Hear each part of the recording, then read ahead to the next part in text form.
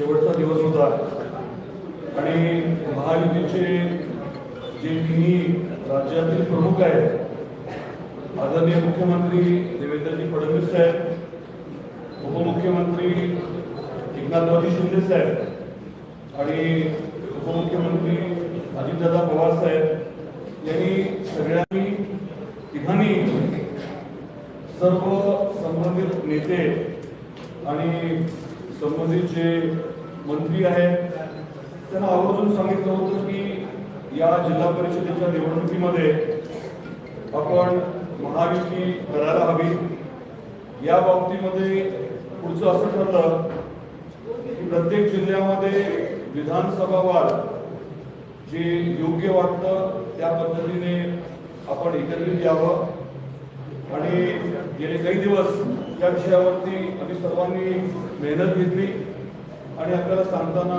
आनंद वाटतोय की अधिकांश ठिकाणी आपण एकत्रित लढण्याचा निर्णय घेतलेला आहे।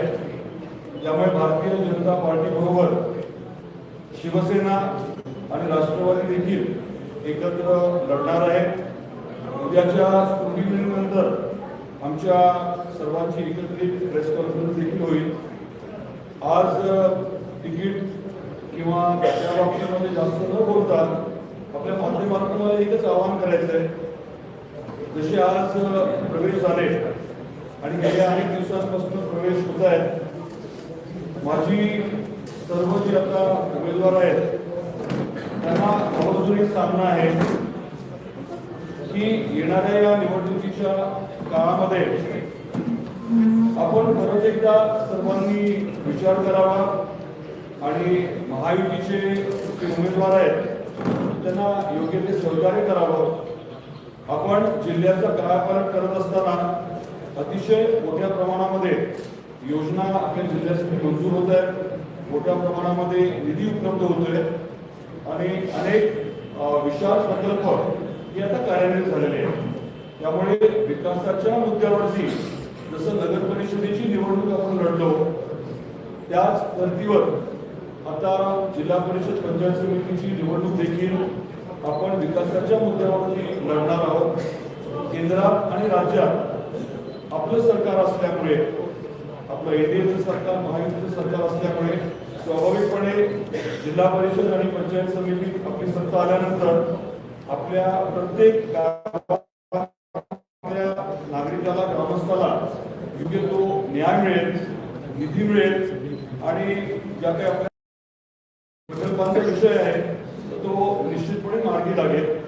अतिवृष्टी झाल्यानंतर मोठ्या प्रमाणामध्ये रस्ते खराब झालेले आहेत, पूल खराब झालेले आहेत, काही ठिकाणी अजूनही महावितरणच्या संबंधित काही विषय प्रलंबित आहेत, तर ते सर्व मुद्दे जे आहेत ते लवकर आणि तातडीने मार्गी लावण्यासाठी आपल्याला स्वाभाविकपणे आपल्या हक्काच्या सरकारची गरज आहे आणि हे सर्व जे आहे ते नियोजनबद्ध करण्याचा आमचा मानस आहे।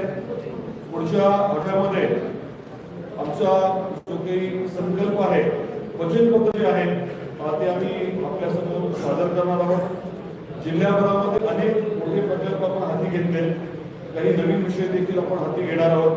त्या बाबतीतली माहिती जी आहे ती पुढच्या आठवड्यामध्ये देण्याचं आमचं साधारण नियोजन आहे। आपले काही प्रश्न असतील या संबंधित आपण जरूर विचारावे।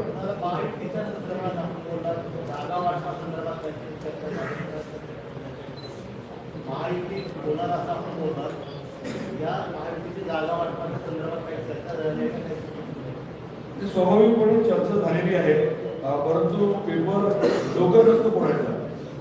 पेपर जर फोडला तर ते क्रिमिनल असतं ना, पण नेमक्या जागा किती कुणाला दिलेले ते कळेल ना लवकरच। एवढी उत्सुकता कशाला? आता अधिकृत 1-2 दिवसामध्ये आमच्या जागा देखील येईल।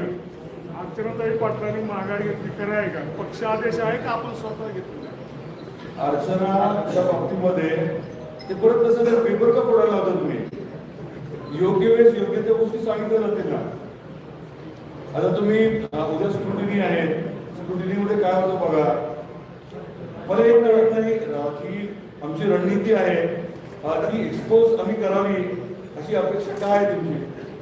मल्हार पाटलांनी असं स्टेटमेंट दिलेलं आहे, मल्हार पाटलांनी असं स्टेटमेंट दिलेलं आहे की माघार घेतलेली आहे. अर्चनाताई पाटलांनी ह्या निवडणुकीतून माघार घेतलेली आहे. सर्वसामान्य कार्यकर्त्यांना आम्ही संधी देणार. मी काय म्हटलं, मी पेपर फोडणाऱ्यांपैकी नाही, त्यामुळे पेपर फोडाचा आग्रह मला करू नका. दादा, माहितीमध्ये अध्यक्ष आणि उपाध्यक्षपद कोणाकडे याच्याविषयी काय चर्चा? काय म्हणता? जिल्हा परिषद अध्यक्षपद आणि उपाध्यक्षपद माहितीकडे कसं नाही ना. माहितीमधल्या कोणत्या पक्षाकडे? मी काय परत तेच आहे, बारसं कधी असतं.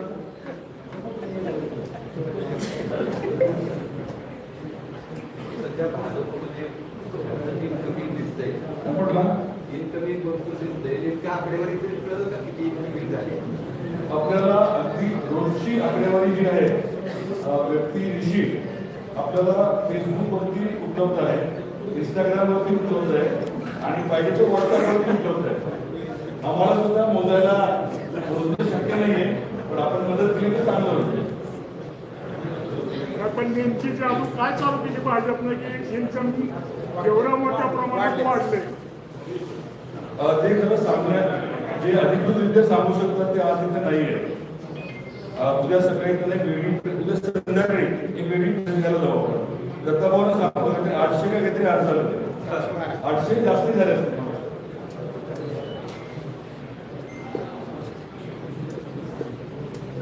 काय बाकी काही मेजर नसेल तर आपल्या सर्वांच्या मनापासून आभार आणि पुढच्या भविष्याची तयारी करायला हरकत नाही.